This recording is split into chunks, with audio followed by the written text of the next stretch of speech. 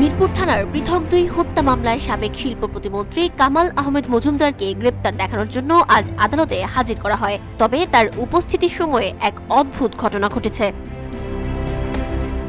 কাঠগড়ায় দাঁড়িয়ে কামাল আহমেদ মজুমদার চকোলেট খেতে চান এবং এক আইনজীবীর মাধ্যমে চকোলেটও আনা হয়, কিন্তু আদালতে খাবার গ্রহণের অনুমতি না থাকায় নিরাপত্তা কর্মীরা চকোলেট নিতে বাধা দেন।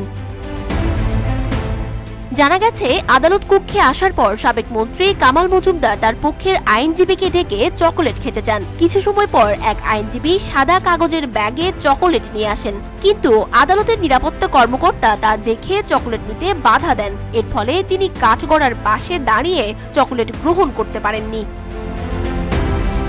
তবে শুনানি শেষে তাকে ফের হাজতখানায় নিয়ে যাওয়ার সময় চকোলেট দেয়া হয়। কামাল মজুমদারের আইনজীবী আল ইমরান মুকুল জানান, সাবেক শিল্প প্রতিমন্ত্রীর সুগারের সমস্যা রয়েছে, তাই চকোলেট খাওয়া তার জন্য প্রয়োজনীয়। তবে আদালতে নিয়ম অনুযায়ী শুনানির সময় আসামি কোনো খাবার গ্রহণ করতে পারেন না, তাই পরে আইনগতভাবে চকোলেট পৌঁছে দেওয়া হয়। এ বিষয়ে রাষ্ট্রপক্ষের পাবলিক প্রসিকিউটর ওমর ফারুকী বলেন, অগোচরে খাবার বা চকলেট দেওয়ার বিষয়টি বেআইনি। তিনি আরো বলেন, এটা সরকারের জন্য দায়বদ্ধতার বিষয় যদি খাবারের কারণে কোনো সমস্যা হয়। শুনানি শেষে ঢাকা চিফ মেট্রোপলিটন ম্যাজিস্ট্রেট আদালত কামাল আহমেদ মজুমদারকে মিরপুর থানার হত্যা মামলায় গ্রেপ্তার দেখানোর আবেদন মঞ্জুর করেন।